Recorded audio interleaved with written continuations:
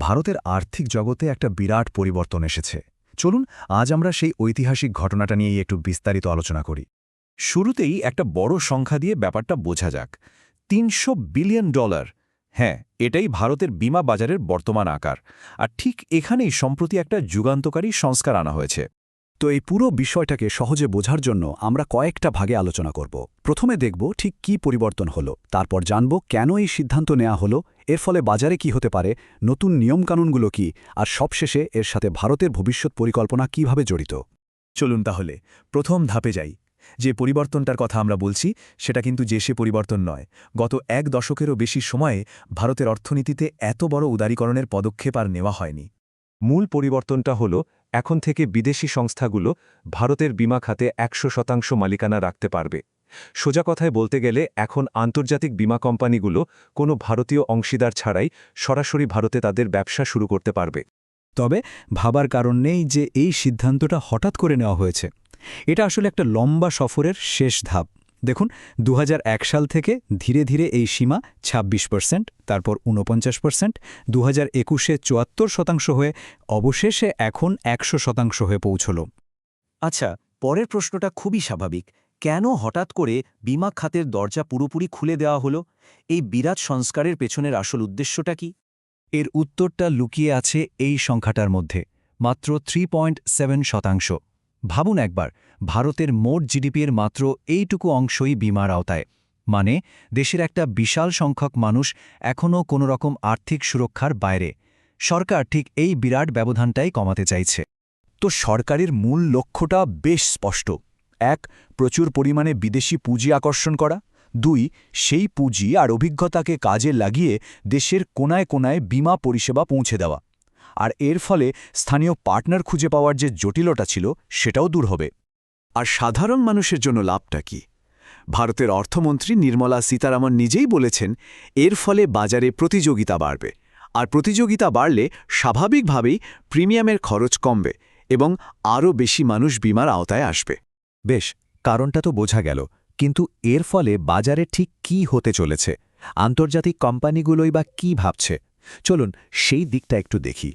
ব্যাপারটা এমন নয় যে এই খাতে আগে বিদেশি বিনিয়োগ আসছিল না।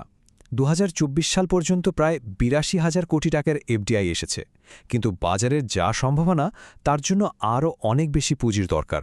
আশা করা হচ্ছে এর ফলে বাজারে একটা নতুন জোয়ার আসবে। অনেক নতুন বিদেশি সংস্থা সরাসরি ভারতে ব্যবসা শুরু করবে।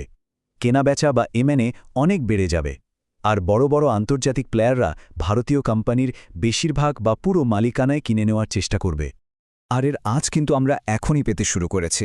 খুব সম্প্রতি জুরিক ইন্স্যুরেন্স প্রায় $670 মিলিয়ন দিয়ে কোটাক জেনারেল ইন্স্যুরেন্সের 70% অংশীদারিত্ব কিনে নিয়েছে। এটা কিন্তু ভবিষ্যতের একটা বড় ইঙ্গিত। আর বৃদ্ধির সম্ভাবনা? বিশেষজ্ঞরা বলছেন আগামী 10 বছরের মধ্যে এই বাজার প্রায় দ্বিগুণ হয়ে $600 বিলিয়ন পৌঁছাতে পারে, যেখানে প্রতি বছর 10 থেকে 12% হারে বৃদ্ধি হবে। এই বিপুল বৃদ্ধির চালিকাশক্তি হবে মূলত দুটো শ্রেণী। 1. ভারতের প্রায় 58 কোটি মানুষের বিশাল মধ্যবিত্ত শ্রেণী। আর 2. গ্রামীণ আর আধা শহরের সেই বিশাল জনগোষ্ঠী যাদের কাছে বীমা পরিষেবা এখনও সেভাবে পৌঁছায়নি। কিন্তু এত বড় একটা দরজা খুলে দেওয়ার সাথে সাথে কিছু নিয়মকানুন তো লাগবেই, তাই না? নাহলে তো পুরো বাজারটায় লাগাম ছাড়া হয়ে যেতে পারে। চলুন দেখি সেই সুরক্ষা ব্যবস্থাগুলো কি। এখানে সবচেয়ে গুরুত্বপূর্ণ ভূমিকা পালন করবে IRDAI, মানে insurance regulatory and development authority of India. তারাই পুরো বীমা বাজারকে নিয়ন্ত্রণ করে। আর এই নতুন সংস্কারে তাদের ক্ষমতা আরও বাড়ানো হয়েছে। যেমন কিছু গুরুত্বপূর্ণ নিয়ম হল, প্রত্যেক কোম্পানিতে অন্তত একজন শীর্ষপদী ভারতীয় নাগরিককে রাখতে হবে। IRDAI কোনো কোম্পানির অন্যায়ভাবে করা লাভ বাজেয়াপ্ত করতে পারবে। আর শেয়ার হস্তান্তরের মতো বিষয়েও নিয়ম আরও কড়া করা হয়েছে। তো আইন তো পাশ হয়ে গেল, এখন আসল কাজটা বাকি। IRDAIকে এখন বিস্তারিত নিয়মাবলী তৈরি করতে হবে, যা দেখে কোম্পানিগুলো তাদের ব্যবসার কৌশল ঠিক করবে। এই নিয়মগুলোর ওপরই কিন্তু অনেক কিছু নির্ভর করছে। এবার আসি একদম শেষ পর্যায়ে। এই যে এত বড় একটা সংস্কার, এত নিয়মকানুন, এই সবকিছু আসলে একটা বড় লক্ষ্যের অংশ। চলুন দেখি সেই লক্ষ্যটা কি। আসলেই পুরো সংস্কারের পেছনে রয়েছে ভারত সরকারের একটা স্বপ্ন, 2047 সালের মধ্যে সকলের জন্য বীমা। অর্থাৎ ভারতের স্বাধীনতার শতবর্ষে দেশের প্রত্যেকটা মানুষের কাছে যেন বীমার সুরক্ষা পৌঁছে যায়। মঞ্চ প্রস্তুত, দরজা খোলা, আর খেলোয়াড়রাও তৈরি। কিন্তু সবচেয়ে বড় প্রশ্নটা থেকেই যাচ্ছে, বিদেশি পুঁজির এই স্রোত কি সত্যি 2047 সালের মধ্যে কোটি কোটি ভারতীয়র কাছে বীমার সুরক্ষা পৌঁছে দিতে পারবে? এই প্রশ্নের উত্তরটা বোধহয় সময় আমাদের দেবে।